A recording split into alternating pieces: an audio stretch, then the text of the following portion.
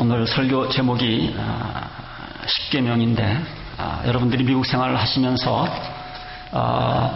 뉴스를 통해서 접해 보셨겠지만 이제 미국에서는 이 십계명이 아주 참 순환을 당하는 그런 시대에 우리가 신앙생활을 하고 있습니다.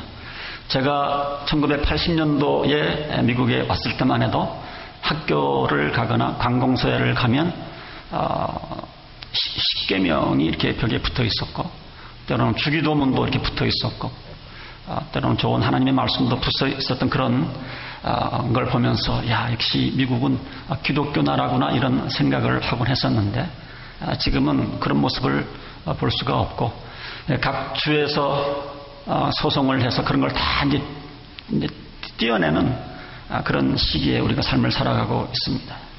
얼마나 안타까운지 모릅니다. 사실 여러분, 미국의 헌법은요, 성경의 기초를 해서 만든 것이 헌법인데, 이것을 교묘히 이용을 해서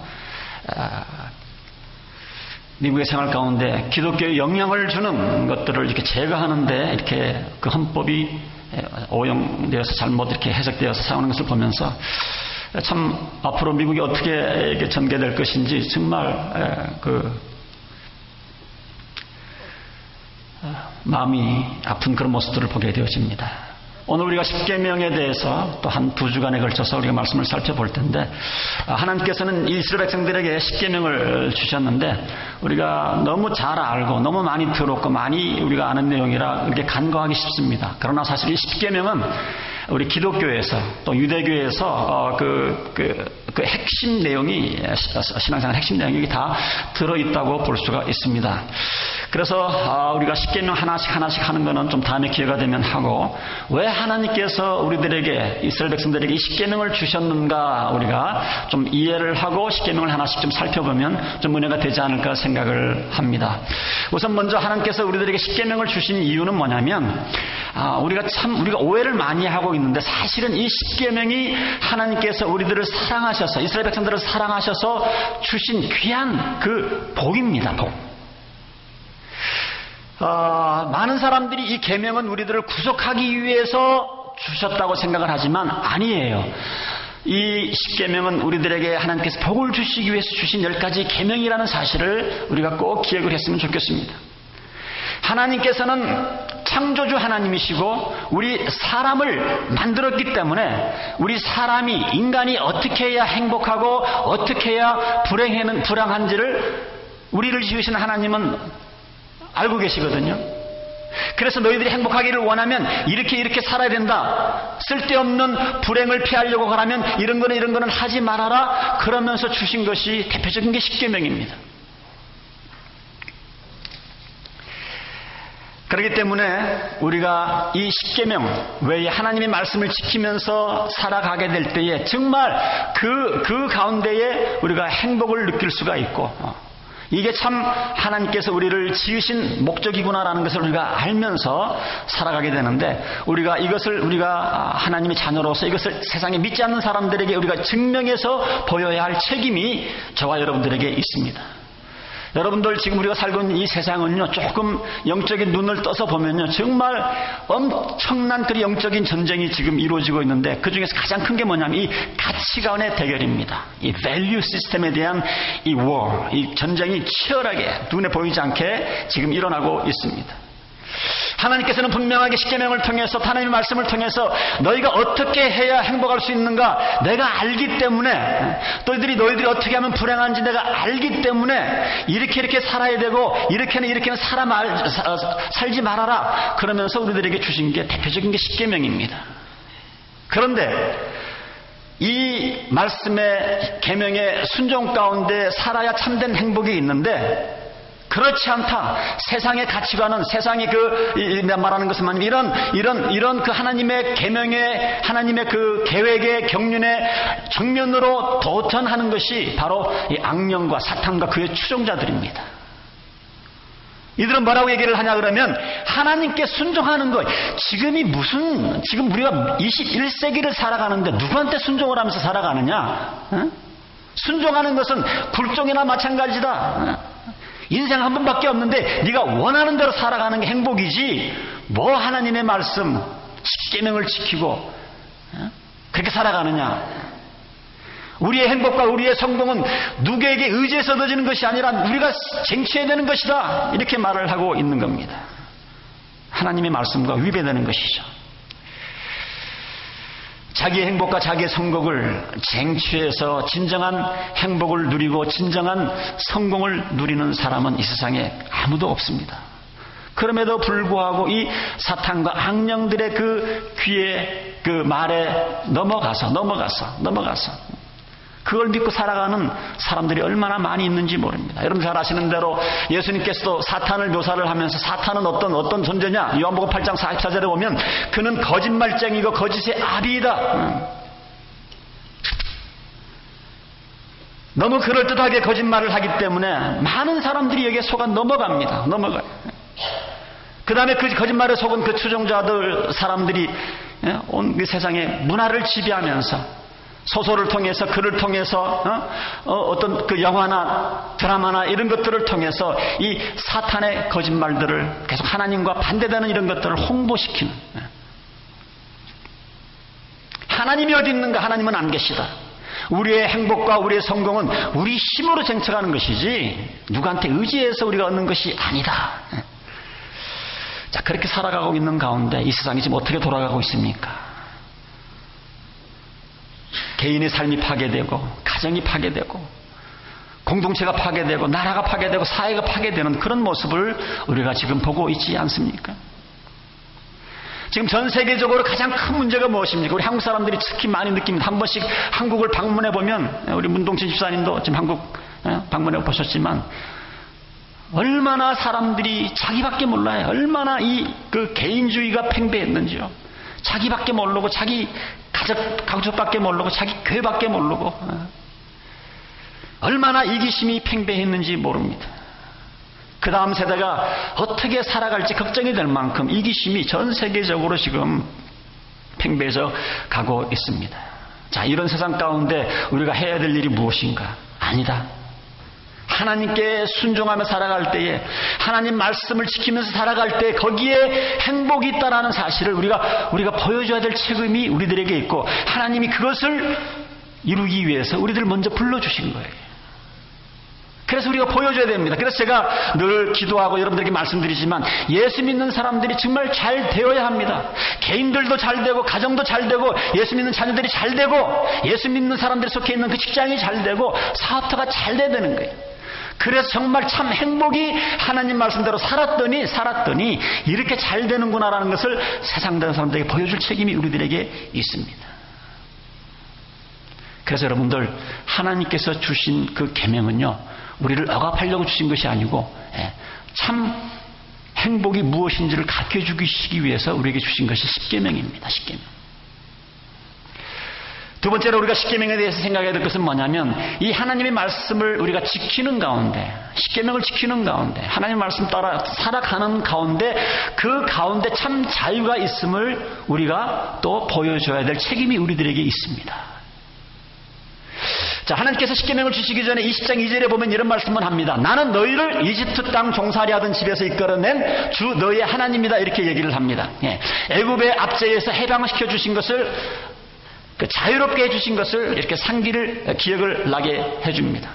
이제는 애굽의 종살이가 끝났으니까 육체적으로는 얼마나 이스라엘 백성들이 자유스러워졌습니까? 그러나 우리가 진정한 자유라고 하는 것은 죄에서 자유스러워져야 합니다. 죄에서. 육체적인 어떤 그런 외부적인 것이 아니라 이 내적인 죄 문제가 해결되어야 우리가 죄에서 우리가 해방이 되어서 자유로운 삶을 살아갈 수가 있습니다. 자, 그런데 이 죄에서 자유스럽게 하기 위해서 주신 것이 바로, 여러분 십계명을 잘 살펴보시면 바로 이 계명입니다. 계명. 세상 사람들은 자기 멋대로 살아가는 것이 자유라고 생각을 하는데, 그래서 자기 어떤 욕구를 제어하지 않고 자기가 욕구가 생기는 대로 이렇게 하는 것이 행복이라고 생각을 하고 그렇게 살아갑니다. 극단적인 예로 자기 욕구를 제어하지 못하다가 많은 사람들이 술 중독에 빠집니다. 노름에 빠집니다.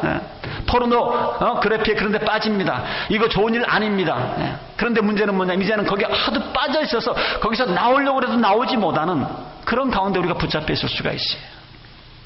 꿀 단지에 빠진 그 파리와 똑같은 겁니다. 거기서 나오려고 해도 못 나오는 거예요. 그러나 진짜 자유가 어디 있습니까? 진짜 자유는 내 멋대로 함으로 인해서 자유가 얻어지는 것이 아니라 하나님 말씀대로 살아가게 될 때, 대표적인 게 십계명입니다. 하나님 말씀대로 그 십계명에 우리가 순종하며 살면 그 가운데 참 자유가 있고 행복이 있다라는 것을 우리가 믿고 그렇게 살아가야 된다고 하는 거예요. 죄라고 하는 것은 여러분들 꼭 기억하시기 바랍니다. 죄라고 하는 것은 언제든지 우리의 삶을 복잡하게 만들고, 죄는 항상 우리의 삶에서 자유를 빼앗아 갑니다. 예를 들어 볼까요? 저는 한국에서 직장 생활이나 사업을 안 해봤지만 얘기를 들어보니까 한국에는 이 이중장부가 다 있다고 그래요. 어느 회사든지. 자, 이중장부를 만들었다고 생각해 봅시다. 얼마나 복잡합니까? 진짜 장부는 누구한테까지만 보여줘야 되고, 가짜 장부는 또 누구한테 보여줘야 되고, 또 이중장부가 있는 걸 아는 사람이, 이 사람이 배반하면 어떡하나, 갑자기 또 국세청에서 또 감사가 나오면 어떡하나, 얼마나 불안합니까? 이중장부로 인해서. 이중장부로 인해서 내가 좀 이익은 얻어질지 모르지만 얼마나 불편하냐 이 말입니다. 우리 교회는 뭐 그런 분 없으리라고 믿지만 가끔가다 우리 주위에 보면 바람 피는 사람들이 있어요. 얼마나 불편해요. 자기 아내 생일이 내일인 줄 알았는데 가만 보니까 그 숨겨놓은 애인 생일. 이게 바람 피우려고 그래도 여러분들 머리가 좋아야 돼요.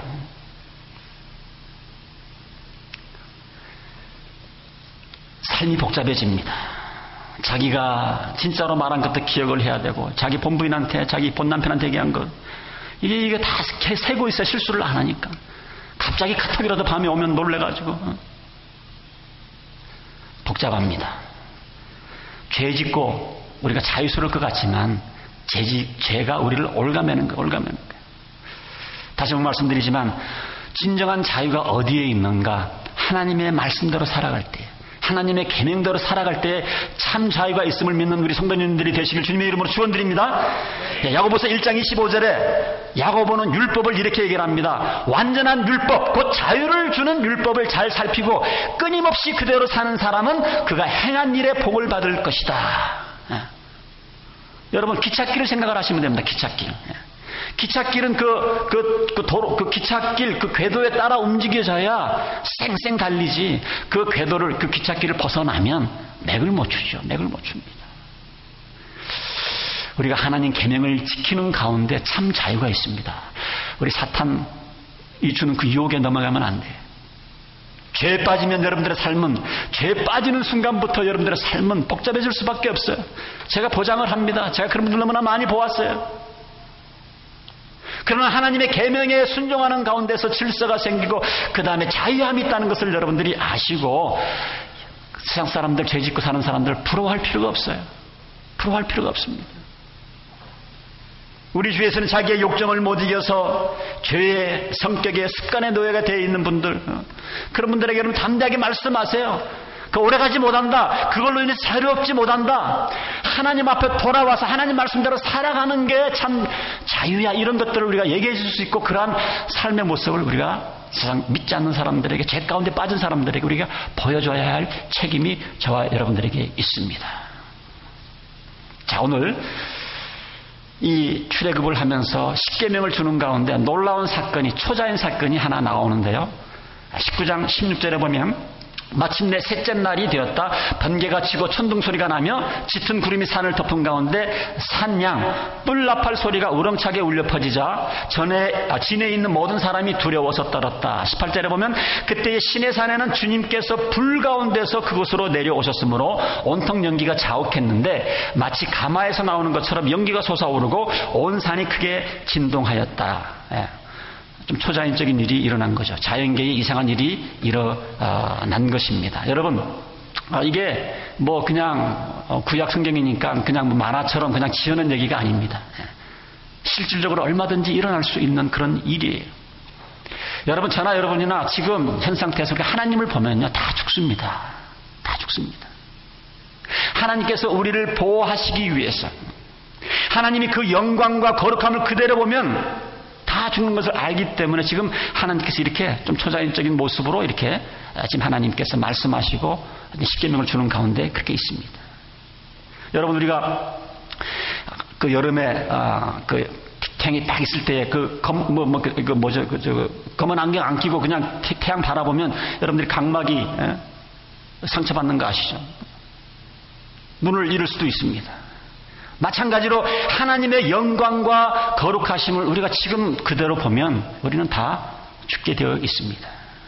그래서 하나님께서 오늘 여기 보면 자기를 가리셨는데도, 하나님이 자기를 막 가리셨는데도, 그 영광과 거룩함을 가리키셨는데도 사람들이 얼마나 두려움에 떠는지 성경은 기록을 해주고 있어요. 20장 18절에 보면 그렇게 하나님께서 자신을 가리셨음에도 불구하고 온 백성이 천둥 소리와 번개와 나팔 소리를 듣고 산의 연기를 보았다. 백성은 그것을 보고 두려워 떨며 멀찍이 물러섰다. 그들은 모세에게 말하였다.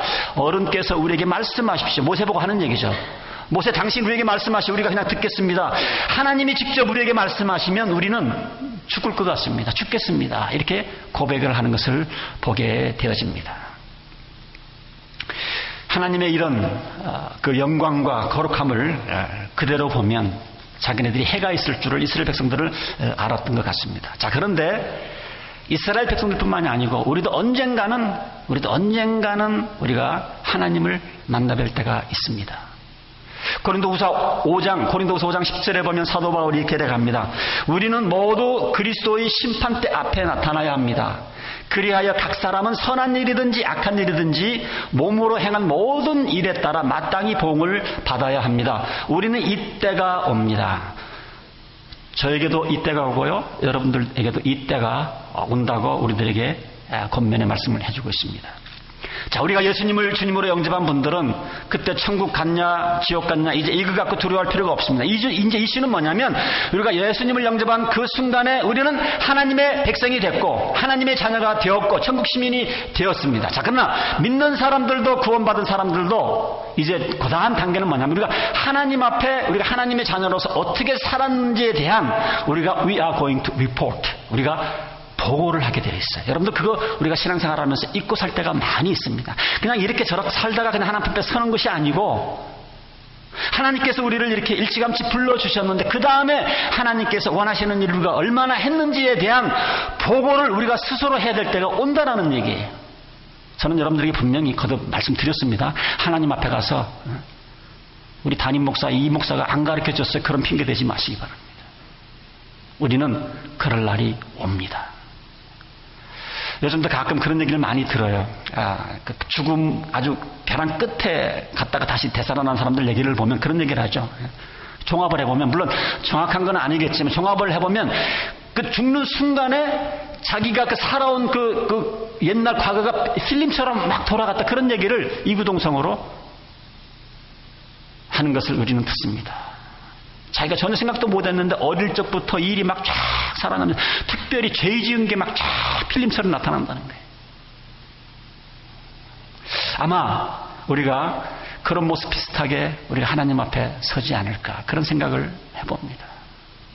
자, 그러면 그때 우리가 정말 하나님의 영광과 이 거룩한 모습을 보면서 하나님에 대해서 이러쿵저러쿵 이렇게 한 것이 얼마나 창피하고, 하나님이 살았느니 죽었느니, 하나님이 역사하는지 알았느니, 이런 마음의 생각 품고 이런 얘기 했던 게 얼마나 창피한 날이 올 때가 있을 것입니다. 저와 여러분은 지금요, 하나님에 대해서 아직 진짜 아는 게 극히 우리가 제한될 수밖에 없어요. 우리가 섬기는 하나님이요, 얼마나 크신 하나님인지 모릅니다. 얼마나 크신 하나님인지 몰라요. 그래서 여러분들 하나님에 대해서 우습게 생각하고 우습게 보는 것은 큰 잘못입니다. 하나님이 눈에 안 보인다고 우습게 말을 하고, 하나님이 안 보인다고 내 마음대로 행동을 하고 내 마음대로 생각을 하고 따지고, 하나님 앞에 서면 굉장히 창피할 그런 노릇인 줄 아셔야 됩니다. 우리가 영광스러운 분, 거룩한 분 앞에서 하나님 죄인입니다.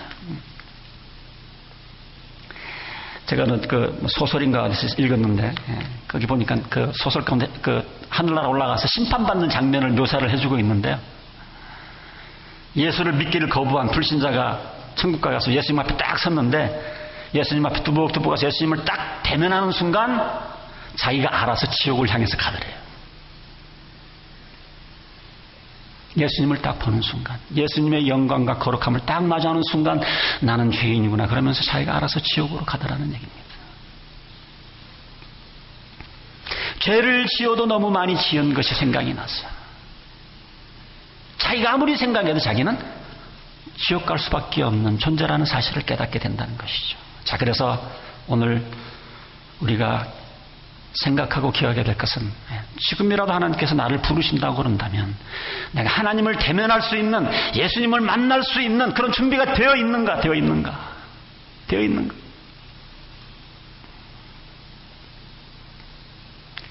전체적으로 교회 광고는 안 했지만 한 2주 전에 우리 송재승 자매님 오빠가 한국에 계신데 나이 60세에 추석 명절을 쉬려고 하다가 갑자기 돌아가셨어요.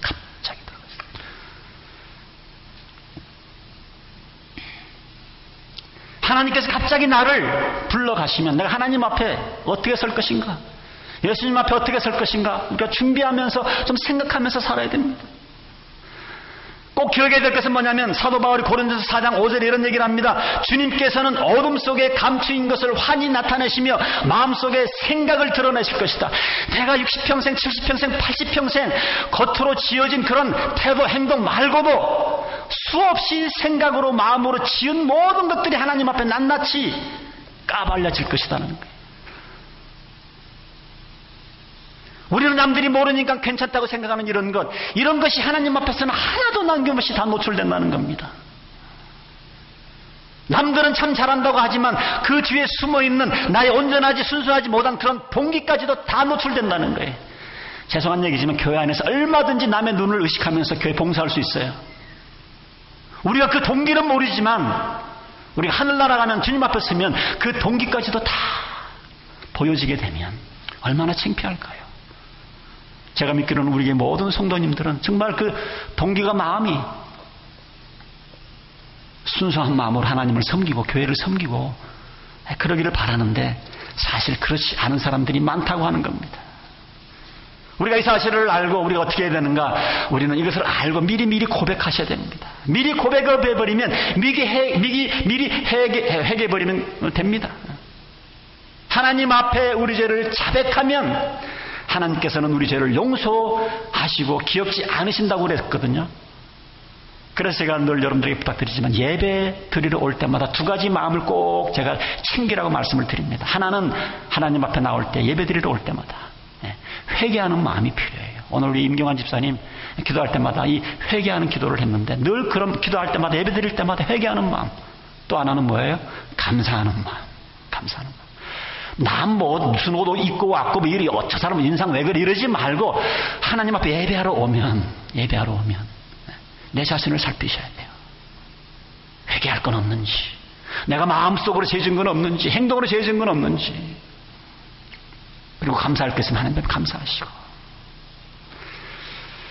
그래서 우리가 하나님 앞에서 좀 부끄러움 당하지 않으려고 하면 우리가 하나님 말씀대로 살아가는 것이 참 중요합니다. 그러기 위해서 정말 중요한 게 우리의 마음을 살피셔야 돼요. 우리의 겉으로 나타나는 것은 얼마든지 숨길 수가 있어요. 제가 지난주에 목자가 마음에 들었지만 이 가을에 다른 그 무엇보다도 좀 우리 자신을 살펴보는 그런 데 좀 시간을 좀 많이 할애하시길 바랍니다. 내 자신을 정말 살피셔야 돼요. 다윗도 정기적으로 God, search me, O God. 나를 좀 살펴주옵소서. 내 마음을 살펴주옵소서. 혹시 내 마음에 잘못된 동기, 잘못된 생각이 있으면 하나님 앞에 고백하기를 원합니다. 깨닫게 도와주세요. 성령님이 깨닫게 도와주세요. 들춰내주세요. 우리가 그렇게 진심으로 깨닫고 하나님 앞에 나와 회개하면 하나님께서는 이해해 주시고 눈물을 씻겨주시고 용서해 주시고.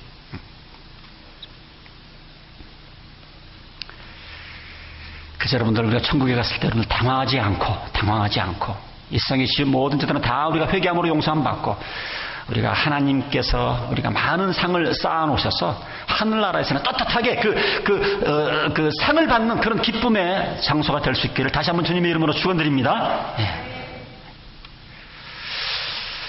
자, 오늘 십계명을 한번 서론 부분인데요. 십계명을 주셨는데 십계명 10개죠. 10개인데 10개 중에서 8개는 하지 말아로 되어 있고 나머지 2개는 하라.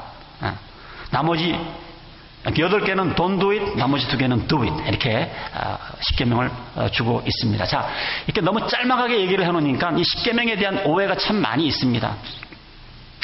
8절에 보니까 안식일을 기억하여 그날을 거룩하게 지켜라 하는 거하고, 그 다음에 이제 너희 부모를 공경하라, 요 2가지만 하라, 그리고 나머지는 하지 마라, 이렇게 되어 있는데, 그래서 우리가 성경 공부를 참 잘 해야 되고, 목사님들이 정말 성경을 많이 연구하고 말씀을 잘 가르쳐야 되는데, 우리가 이 말씀도 잘못 오해하면서 설교를 하고 말씀을 받아들일 때가 많이 있습니다. 여러분, 하나님이 주신 계명은요, 십계명도 8개가 하지 말라 그러지만 그 문맥을 보면, 하나님께 전반적으로 하신 그 말씀을 보면 하지 말라가 아니고 하라라고 하는 그런 내용이 담겨 있어요. 하라고 하는 내용이 있어요. 좀 제가 말씀을 예를 좀 드리고 있습니다. 하나님께서 이렇게 하지 말라고 하신 다음에는, 그 다음에는 전후를 살펴보면 이거는 하지 말고 그 다음에 다른 것은 하라. 그렇게 해서 그렇게 가야 분명한 결론이 나오게 되어 있습니다. 자, 그러면 왜 이렇게 하지 말라로 되어 있느냐? 이렇게 말이 길면 안 되잖아요. 그래, 말이 좀 이렇게 길어지지 말고 좀 하지 마라, 이렇게 좀 분명하게 좀 가슴에 새길 수 있도록 그렇게 하지 않았나 생각을 합니다. 자, 그런데 이 초대교회에 보면 이 헛똑똑한 이 바리새인들, 율법주의자들은 정말 그 말씀을 전체적으로 해석하지 못하고 그 말씀을 그렇게 짤막하게 그렇게 해석을 해가지고 잘못 말씀을 풀이합니다. 예를 들면 20장 8절에 보면 이 안식일을 기억하여 그날을 거룩하게 지켜라. 너희는 여세 동안 모든 일에 힘써 해라. 그러나 이렛 날은 주 너희 하나님의 안식일이니 너희는 어떤 일도 해서는 안 된다 그랬습니다. 자, 그런데 바리새인들이 요 말만 집중을 하고 이 말씀만 지키려고 노력을 한 거예요. 자, 그러다 보니까 예수님께서 이 땅에 오셨는데 가만 보니까 안식일 날 병을 고치기를 막 시작을 하는 거예요. 그러니까 이 예수님이 안식일을 깬다고 생각을 해서 막 이렇게 이제 막 수근수근 얘기를 하고 있었습니다. 그러나 그때 예수님께서 하신 말씀을 우리가 종합을 해보면 이 십계명이라고 하는 것은 하지 말라가 아니고 오히려 그걸 넘어서서 우리가 해야 되는 그런 부분들을 가르쳐주고 있습니다. 마태복음 12장 12절에 보면 예수님께서 이런 말씀을 하십니다. 안식일에 좋은 일 하는 것은 괜찮다. 이스라엘 백성들이 노예 생활을 하면서 노예들이니까 쉬는 날이 없었어요. 일주일 내내 일하지 않았겠어요. 이제는 이 백성을 구해주셔가지고 쉬는 날을 하루를 주신 겁니다. 그래가지고 너희들은 엿새 동안 열심히 일하고 이날 하루는 쉬고 이날은 하나님 중심으로 지내라. 즐겁게 지내라. 이건데 그냥 안 하는 거에 집중을 해서 우리가 안식일을 지키는 것을 즐겁게 좋은 일을 하면서 평소에 하지 않았던 것을 하면서 지내는 것이 안식일인데 하나님의 말씀을 잘못 이렇게 설명을 하는 거예요. 아까도 말씀드린 것처럼 하나님께서 우리에게 계명을 주신 것은 자유하라고 주셨는데 자꾸만 뭐예요? 하나님의 계명이 왜 무서움으로 느껴지는가? 자꾸만 이 계명을 주신 이 핵심을 잊어버리고 자꾸 하지 말라 여기 집중을 하다 보니까 아무것도 안 하고 있는 거예요. 여러분, 하라. 성경 말씀은 전반적으로 보면 하라예요. 하지 말라가 아니고. 중요한 것은 하지 말라 그래서 가슴에 부각되기를 사지만은, 그러나 성경에 보면 하라고 하는 그런 말씀들이 더 많습니다. 예를 또 더 드리겠습니다. 에베소서 4장 28절에 보면 이런 말씀이 있어요.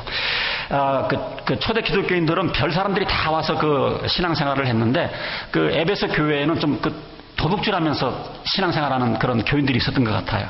그래서 뭐라고 얘기를 하냐면 에베소서 4장 28절에 보면 교인들한테 하는 얘기입니다. 도둑질하는 사람은 다시는 도둑질하지 말고, 이런 얘기가 있습니다. 자, 이것은 십계명에서 십계명 15절에 나오는 도둑질하지 못한다, 이거랑 일맥상통하는 얘기죠. 자, 그런데 거기서 그치지 않았어요. 그 다음에 에베소 4장 28절 쭉 그 다음을 보면 그 다음에 수고를 하여 제 손으로 떳떳하게 벌이를 하십시오. 그렇게 해서 오히려 궁핍한 사람들에게 나누어 줄 것이 있게 하십시오. 결국은 도둑질 하지 말라 그래놓고서 그 다음에 돈을 벌어서 이웃을 상해서 쓰라고 하라라고 이렇게 결론을 내리고 있습니다. 자, 도둑질 한다는 게 뭡니까? 남의 소유를 불법적으로 이렇게 자기 것으로 만드는 것이 도둑질하는 것 아닙니까? 네. 그러니까 그런 거 하지 말라에서 떠나서 오히려 한 걸음 더 나가서 도둑질을 하지 않는 건 뭐 말할 것도 없고 한 걸음 더 나가서 열심히 일해서 남의 필요를 채워줘라 이겁니다. 그래서 우리가 정말 계명을 제대로 지키고 계명이 주는 자유를 누리기 위해서는 자꾸 우리 의식 속에서 하지 말라라고 하는 그런 의식 속에서 하라라고 하는 그런 긍정적인 의식으로 바꿔줘야 됩니다. 바꿔줘야 돼요. 그래서 불평하지 말라 이렇게 끝나면 안 돼. 불평하지 말고 성경에 뭐라고 그랬어요? 감사라고 그랬잖아요. 성경에서는 염려하지 말라 이러지 말고 염려하지 말라고 뭐라 했어요? 그 다음에 기도하라고 돼 있잖아요. 기도하라고 돼 있잖아요. 그래서 우리 크리스천들에게는 언제든지 생각 가운데 하라에 집중을 하셔야 됩니다. 부정적인 사람들은요 성경을 읽어도 하지 말라 이것만 봐요. 긍정적인 사람들은 그 부정적인 말씀 가운데서도 그것을 긍정적으로 이렇게 해석을 합니다. 정말 우리가 계명이 주는 자유를 누리려고 하면 성경 말씀을 그렇게 우리가 하라로 우리가 끝을 맺어야 됩니다. 저희 교회는 그런 분이 없는데요. 제가 목회를 하면서 그동안 몇 교회를 이렇게 걸치면서 보면 참 신앙생활을 해도 왜 이렇게 부정적으로 하는지 몰라요. 부정적으로. 그냥 신앙생활하는 거 긍정적으로 하면 얼마나 좋겠어요. 근데 부정적으로 하는 거예요. 그런 사람들 가운데 특별히 또 영적이다라는 사람들이 있어요. 성경을 몇 번 읽었느니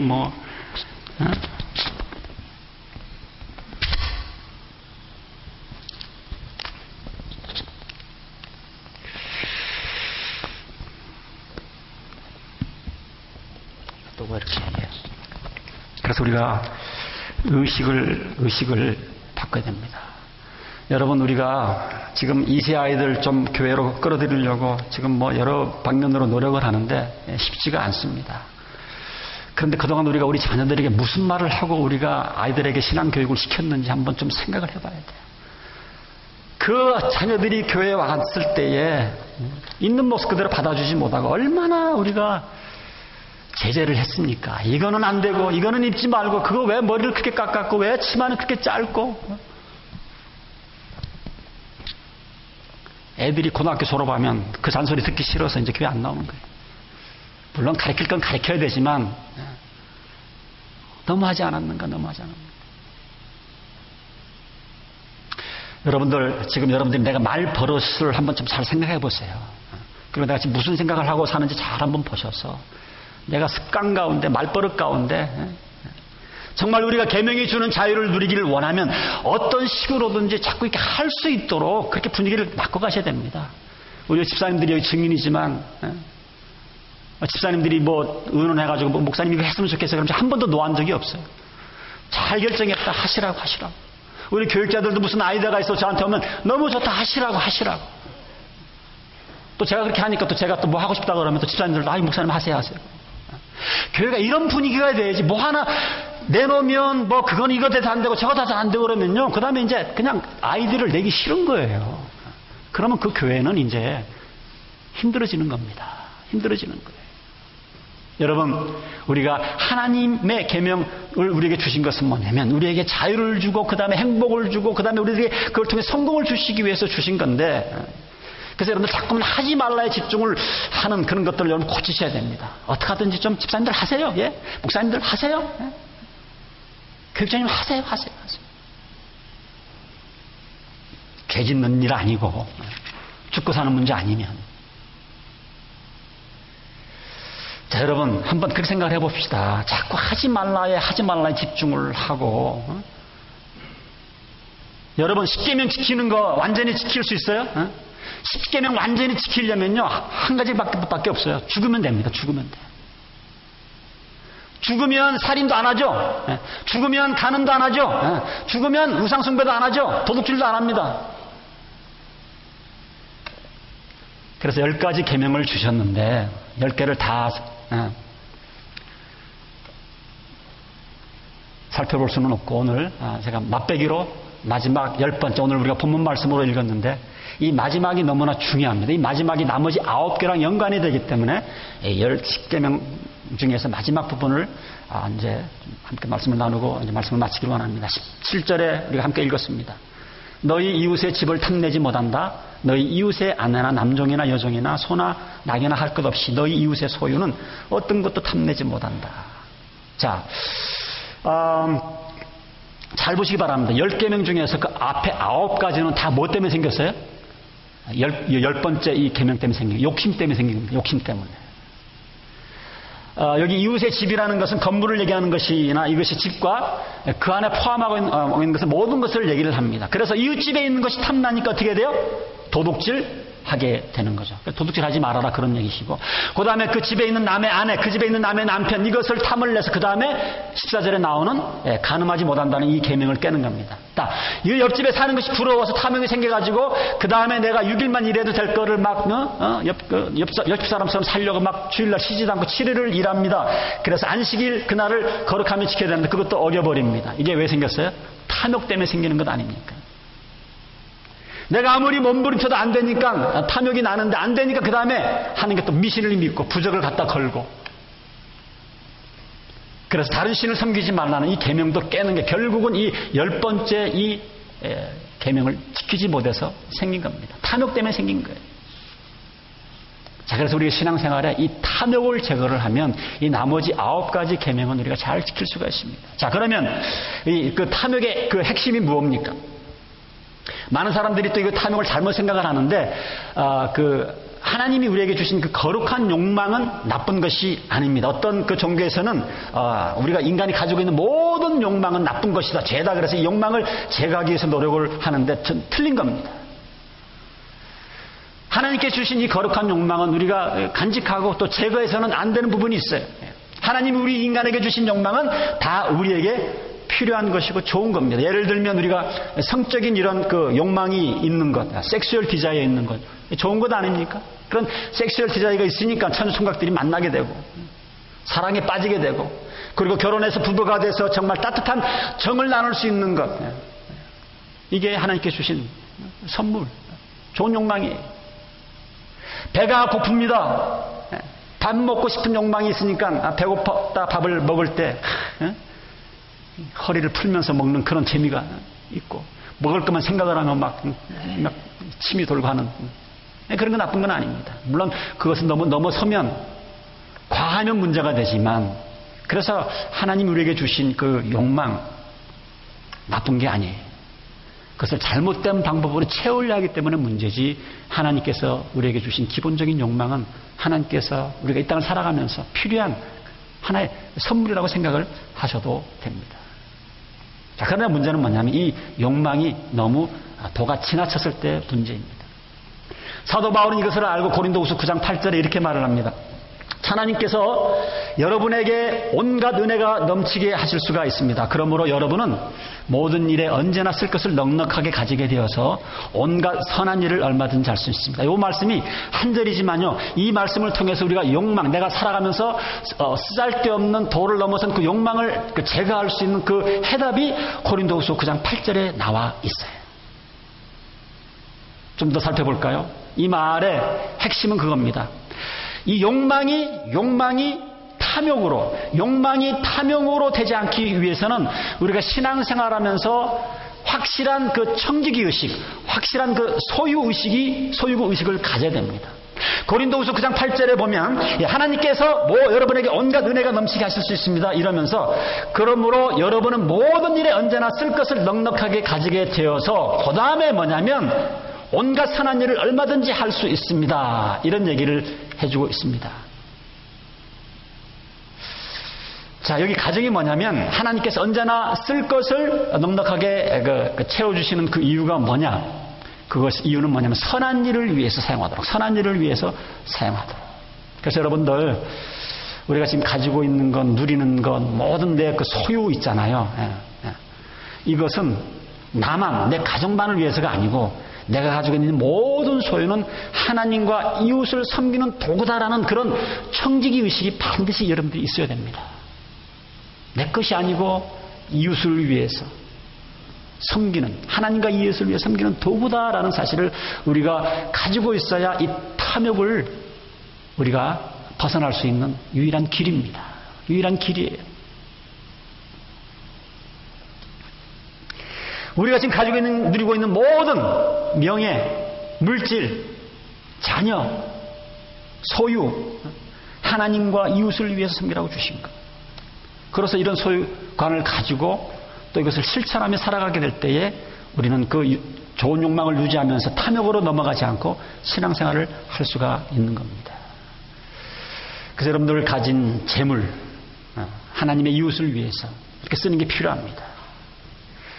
저는 뭐 헌금에 관한 설교를 잘 하지 않고 여러분들이 헌금을 얼마 하는지 여러분들 제가 잘 모른다고 여러 번 말씀드렸습니다. 그러나 여러분들 11조를 하는 가장 큰 이유, 11조를 해보신 분들은 알지만 11조를 하면서 얻어지는 가장 큰 그 이득이 뭐냐면 돈에 대한 욕심이 사라집니다. 11조를 하게 되면요, 돈에 대한 욕심이 줄어들든지 없어지든지. 그래서 11조를 하면 탐욕에서 벗어나게 되어 있어요. 참 이게 그 역설적인 것이죠. 역설적인 것. 내가 가진 소유를 주님과 이웃을 쓰는 겁니다. 집도 마찬가지예요. 여러분들이 좋은 집 갖고 있으면 자꾸만 여러분들 누가 뭐 필요하다 그러면 몸을 오픈하세요. 오픈하세요. 아마 제가 보니까 저희 교회에서 집을 많이 오픈하시는 분들이 좀 있어요. 우리 권동희 자매님도 뭐 아무 때나 또 성가대, 찬양대 또 뭐 이렇게 오픈해 주셔서 너무 감사하고, 우리 지난주 같은 경우는 우리 또 새가족 환영회 우리 정성민 목사님 집에서 뭐 수양회도 하고 우리 영혼권 가끔 불러다가 초청을 합니다. 얼마나 감사한지 몰라요. 자꾸 여러분들 오픈하시기 바랍니다. 구역문 때 자꾸 오픈하시면 무슨 결과가 생기냐면 집에 대한 욕심이 없어져요. 집에 대한 욕심. 옛날에 집이 분명히 우상이었던 분들이 있을 거예요. 집을 예쁘게 꾸며놓고 이러고 하는 사람들. 그런데 그 사람들은요, 누가 집에 오는 거 벌벌 떨어요. 애들이 와가지고 막 흐트러놓으면 어떡할까, 막 부엌 망가뜨려 놓으면 어떡할까. 그런 사람들은 계속해서 끊임없이 더 좋은 집, 더 좋은 집, 탐욕으로 넘어가게 되는 것을 보게 되어집니다. 그러나 내가 살고 있는 이 집을 내가 이웃을 위해서, 하나님을 위해서 오픈하고 쓰게 되면 참 이상해요. 집에 대한 욕심이 없어지게 됩니다. 그게 큰 집이든 작은 집이든 상관없이. 그래서 여러분들 지금 가지고 있는 그 모든 것들 하나님의 영광을 위해서, 이웃을 위해서 나에게 주신 거라고 하는 이런 생각을 가지는 게 참 필요하고, 그렇게 생각을 고쳐 잡으면 참 자유함이 있어요. 물질에 대한 자유함이 여러분들이 얻어지게 됩니다. 그 다음에 우리가 이제 하나님이 주신 그런 소유도 그렇게 즐기게 되고, 여러분 자동차도 그래요. 어떤 분들은 자동차에 대한 욕심이 많은데 그런 좋은 차 있으면 좀 그 라이드가 필요한 사람들 좀 태워주면 어때요? 와가지고 뭐 묻힐까봐 태워주지도 않아. 그러나 차에 대한 욕심을 여러분들이 물리쳐 버리려면, 누가 차가 필요하다면 내가 모시러 가겠습니다. 선교 가는데 뭐 공항까지 라이드가 필요합니까? 제가 밴을 쓰겠습니다. 이런 사람들은요, 차에 대한 욕심을 우리가 저버릴 수가 있어요. 그래서 여러분들, 자기가 물론 필요를 위해서 좋은 차나 큰 차를 살 수 있지만 탐욕에서 벗어나는 길은 내가 가진 소유를 이웃과 하나님을 섬기는 데 쓰는 거예요. 그럴 때 비로소 내가 가진 그 소유를 여러분들이 정말 즐기면서 살아갈 수 있는 거거든요. 이제 말씀을 마치면서 참 저희 교회에 참 귀하신 분들이 많은데 제가 우리 강경구 집사님을 좀 자랑하고 싶어요. 우리 강경구 집사님.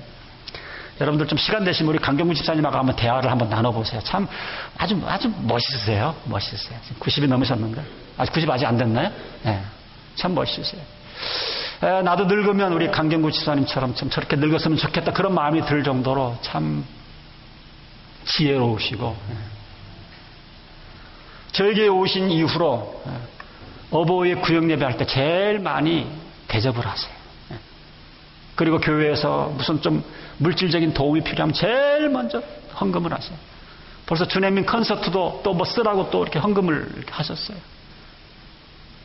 제가 감동을 받는 거는 아마 이런 일이 전에 없었을 겁니다. 이번 10월 29일 날 우리 교회 집사님들 부부를 우리 강경구 집사님이 좋은 식당에 모셔서 아마 갈비 대접할 것 같아요. 목사님들은 대접을 많이 받는데 이거 뭐 집사님들은 아무리 일해봤자 욕만 얻어먹고 그러는데 집사님들 잘 먹여야 된다. 이 사람들 격려해야 된다. 그래가지고 10월 29일 날 우리 집사님들 부부들 화개장터에서 아마 대접을 하실 것 같습니다. 저도 이제 겹다리로 끼려고 그랬더니 목사님은 오지 마세요. 불안하기도 한데.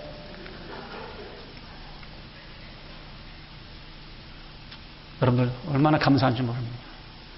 이제 나이가 이제 90쯤에 되시니까 이제 같이 돈 쓸 사람도 없고 주위 사람들 다 이미 세상을 떠났고 내가 이 돈 가지고 뭐 하겠는가. 교회 오는 게 너무 즐거우시고 이렇게 돈 쓰는 게 너무너무 즐거우시고 격려하는 게 너무너무 즐거워. 얼마나 멋있게 사시는지 몰라요. 사랑하는 성도 여러분, 하나님께서 우리에게 계명을 주신 것은 우리를 구속하기 위한 것이 아니라 자유를 위해서 주셨습니다. 자유를 주기 위해서 주셨어요. 여러분, 하나님께 순종 가운데서 진짜 행복이 있다라는 것을 믿으시고 그걸 아셔서 하나님 앞에 순종하는 삶을 사시고 여러분들이 정말 잘 되셔서 주위에 안 믿는 사람들이 그것을 보면서 그 똑같은 복을 나눠 가질 수 있는 그러한 삶을 살아가시기를 주님의 이름으로 축원드립니다.